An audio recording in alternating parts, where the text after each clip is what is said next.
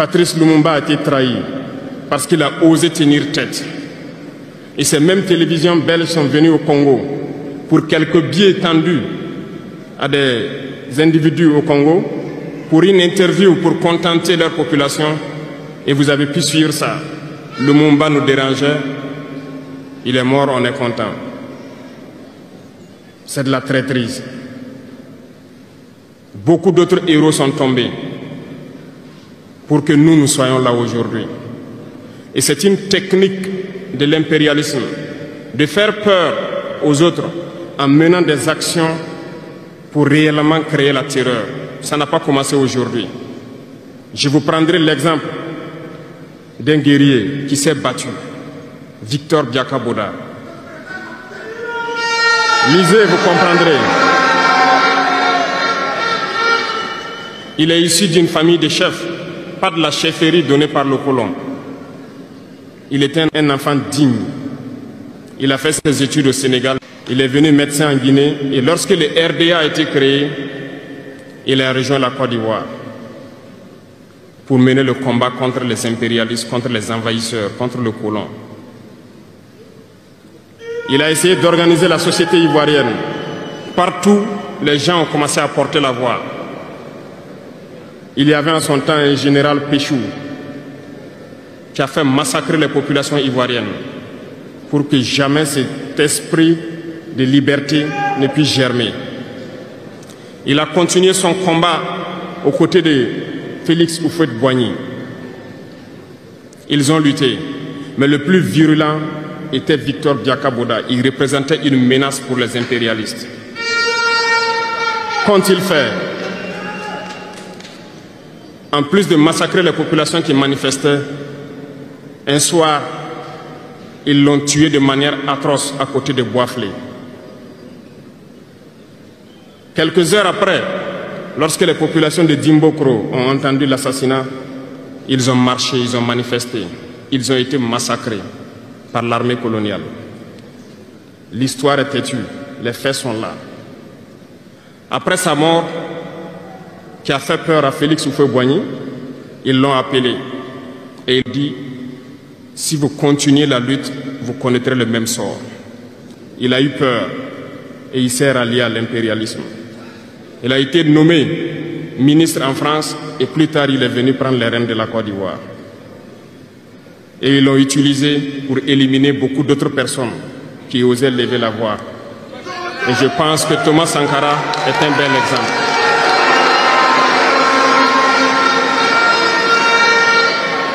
Si vous avez peur, vous serez lâche et vous serez traître. N'ayez jamais peur. La lutte doit continuer. Il y a beaucoup d'autres exemples à travers le monde. Et il y a ce phénomène qu'ils ont aussi utilisé depuis belle lurette et qu'ils continuent d'utiliser. Voyez-vous, certains individus, par exemple, se sont retrouvés dans d'autres pays et créé, soi-disant, un gouvernement parallèle au gouvernement du Mali. Vous avez entendu cette histoire. Ce n'est qu'une technique qui a existé dans le temps. Je vais vous prendre l'exemple de Ahmed Chalabi, l'Irak. Ce professeur de mathématiques qui a même été dans le gouvernement irakien a été récupéré par les impérialistes et il a formé ce semblant de gouvernement parallèle à l'Irak, aux États-Unis. Et on l'a utilisé pour être donc le mouton de sacrifice. Parce que c'est à lui qu'on a dit de prononcer publiquement que Saddam Hussein développait des armes de destruction massive. Et il l'a fait. Ils l'ont utilisé. Et cet alibi a été utilisé pour tuer des millions d'enfants en Irak et détruire l'Irak. Et vous savez quel a été le sort de Chalabi? Un soir, après une interview, dans l'interview, il disait même qu'il sait que la CIA est sur son dos.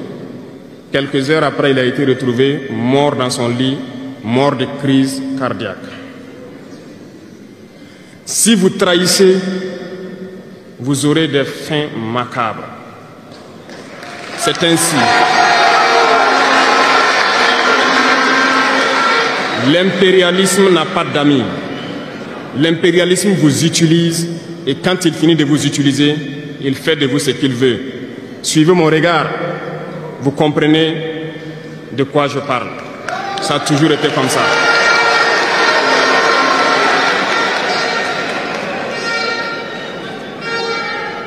Le troisième vice, c'est l'incompétence. L'incompétence est un phénomène très dangereux qu'ils ont utilisé pour détruire la société africaine. Dans nos administrations, il y a beaucoup d'incompétence. Reconnaissons-le. Les incompétents ont beaucoup de place à côté de l'impérialisme. Parce que les incompétents peuvent plomber le développement d'un pays. Les incompétents peuvent vous amener à douter de vous. Les incompétents aiment la facilité. Les incompétents aiment tout pour eux seuls. Les incompétents n'aiment pas ceux qui sont compétents. Ils n'aiment pas ceux qui innovent, ceux qui cherchent. Les incompétents sont dangereux. Lorsque vous êtes éclairé, l'incompétent ne vous aime pas. Lorsque vous voulez innover, l'incompétent ne vous aime pas. L'incompétent sait reconnaître celui qui est compétent et il va le combattre jusqu'à son dernier souffle. Parce qu'il a peur de celui qui est compétent. Cherchez la connaissance. Cherchez la connaissance et travaillez. Travaillez dur pour être compétent. Bannissez l'incompétence. Parce que, à travers les distractions qu'on veut nous faire adopter, on devient incompétent. Je vous prends un exemple. Les réseaux sociaux sont les lieux de publication des informations aujourd'hui. Les gens s'informent à travers Internet et beaucoup de choses. Un jeune qui publie sur les réseaux sociaux un article sur sa ferme ou un projet agricole ou un projet scientifique, je suis jeune, je connais les termes. Il n'aura pas peut-être 1000 vues. Mais un jeune qui publie sur des futilités, il a des millions de vues.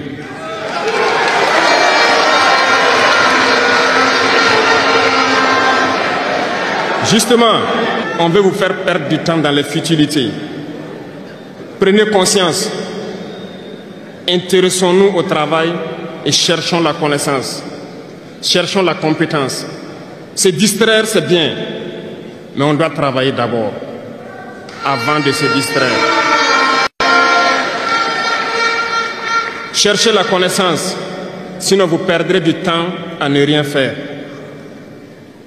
Et la jeunesse, c'est l'époque, c'est la période où il faut exploiter son temps à bon escient. Les impérialistes le savent. Voilà pourquoi ils vont multiplier tout ce qui est événement de distraction. Ils vont multiplier tout ce qui est événement qui peut vous détourner du travail pour que vous soyez des incompétents. Et en ce moment, quand vous êtes endormis, on choisit les incompétents pour diriger tout ce qui est structure importante. Et vous n'avez le choix que de vous plier. Ne soyons pas incompétents, cherchons la connaissance. Les incompétents se cachent souvent derrière des mots. Ils emploient les termes de démocratie, de liberté, sans se rendre compte de quoi il s'agit. Camarades, la démocratie est un état d'esprit, autant que la jeunesse est un état d'esprit. C'est soi-disant démocrate, mais regardez le monde. Comment est-ce qu'on peut vouloir imposer la démocratie en tuant des millions de personnes? C'est de la dictature, ça, ce n'est pas de la démocratie. Ça ne s'impose pas. Ceux-là qui se disent démocrates, mais regardez, nous avons vu des scènes où on a empêché des gens de rentrer dans des assemblées. On a vu des scènes où des forces ont débarqué dans des assemblées pour obliger les députés à prendre des textes. On a vu des scènes plus terribles que ça, où les gens tuent leurs manifestants.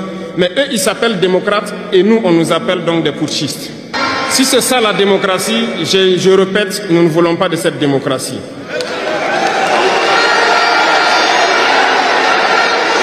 Et quand